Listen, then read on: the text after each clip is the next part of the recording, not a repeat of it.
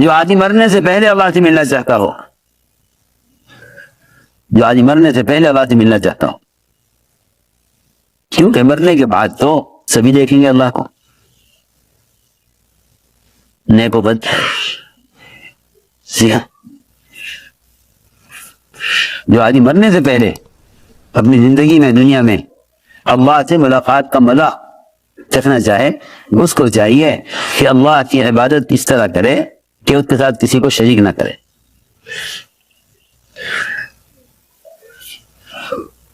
تو جس درجے کا عمل میں اخلاص اور احسان ہوگا نا، جس درجے کا احسان ہوگا، اتنا ہی اللہ تعالیٰ کی ملاقات اور اللہ تعالیٰ کے لقاء کو محسوس کرے گا۔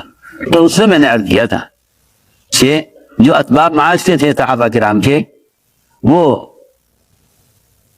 ان کو اللہ کی یاد سے غافل نہیں کرتے تھے، اور اگر نفل میں بھی پرندے کے انگور کھانے کا منظر ایسا اچھا لگے کہ اس سے دیکھتے ہی نماز رکعتیں بھول جاویں، حالانکہ ظن غالب پر عمل کر لیتے کہ بھئی اگر 3 رکعت کا گمان ہے تو 1 رکعت اور پڑھ لیتے، 4 رکعت کا گمان ہے تو سلام پھیر دیتے۔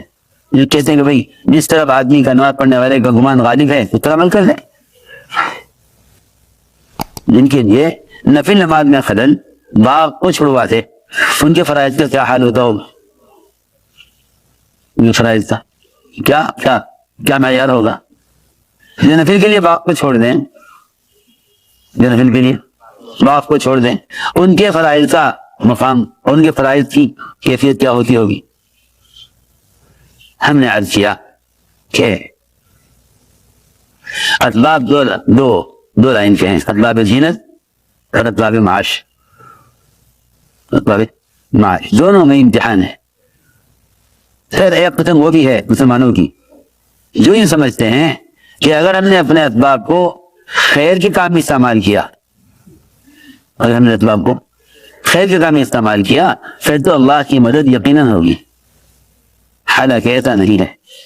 اگر آپ نے اپنے اسباب کو خیر کے کام میں استعمال کیا، جب بھی اللہ چاہیں گے تو کامیاب کریں گے۔ سلیمان علیہ السلام نے تیسرے درجے میں یہ کام کیا کہ بھئی اللہ تعالیٰ نے قوت دی ہے، استعداد دی ہے، بیویاں دی ہیں، کیوں نہ ہم اپنی اولاد میں سے اللہ کے دین کا مجاہد تیار کریں؟ کیوں اپنی اولاد میں سے اللہ کے دین کا مجاہد تیار کریں؟ سلیمان علیہ السلام نے اس خیر کے ارادے پر اپنی اولاد میں سے 100 مجاہد گھڑ سوار اللہ کے دین کی محنت کے لیے تیار کرنے کے لیے 100 بیویوں سے صحبت کی۔ 100 بیویوں سے، ہر بیوی سے ایک مجاہد چاہیے۔ یہاں تو اس زمانے میں لوگ تمنا کرتے ہیں اتنی بڑی تجارت ہے، اتنا بڑا زمیندارہ ہے، لیکن کیا کروں، اولاد نہیں۔ علاج معالجے، کوششیں، دعائیں، لوگ کیا کیا جتن کرتے ہیں اولاد کے لیے۔ انبیاء علیہ السلام بھی اولاد چاہتے ہیں، لیکن نبیوں کا اولاد چاہنا اس امانت کی حفاظت کے لیے ہوتا ہے جو امانت اللہ کے یہاں سے لے کر آئے ہیں، جو امانت اللہ کے یہاں سے لے کر آئے۔ انی خفت الموالیہ من ورائی، مجھے اندیشہ ہے کہ میرے غلام اور غیر متعلق لوگ وہ کئی ضمانت کو ضائع نہ کر دیں، تو مجھے اولاد دے جو میرے بعد اس امانت کو سما دے۔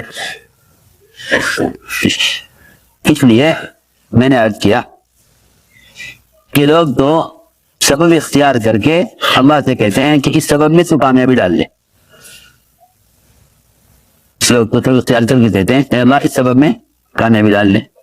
اور زکریا علیہ السلام نے اللہ سے ایک ایسا اولاد مانگی کہ کوئی سبب اولاد کے ہونے کا میرے پاس نہیں ہے، اور یہ سبب کی ضرورت نہیں ہے، میں تجھ سے اولاد چاہتا ہوں اسباب اولاد کے بالکل ختم ہو جانے کے بعد،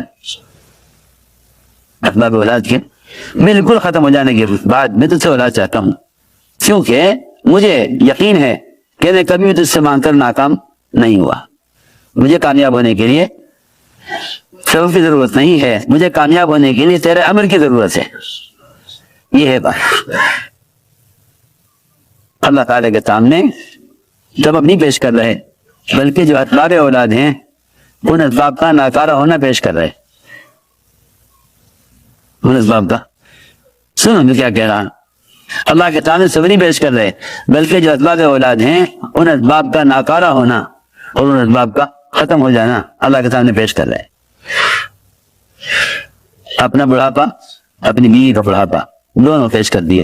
ان کی عمر 120 سال کی تھی. زکریا علیہ السلام کی عمر 120, بیوی کی عمر 90 سال. ہڈیاں بھول چکی ہیں اور بیوی میری بانجھ ہو چکی ہے. اس سے اولاد کی ہونے کی کوئی امید نہیں ہے.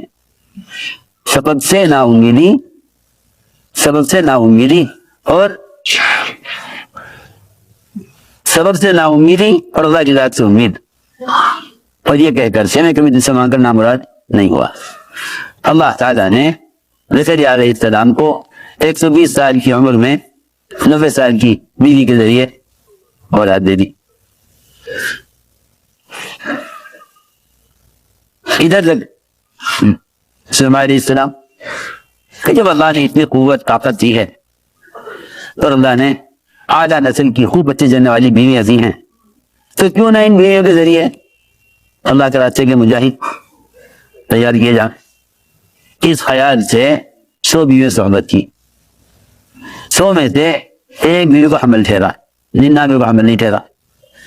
ایک کو حمل ٹھہرا, وہ حمل بھی وقت سے پہلے ظاہر ہو گیا.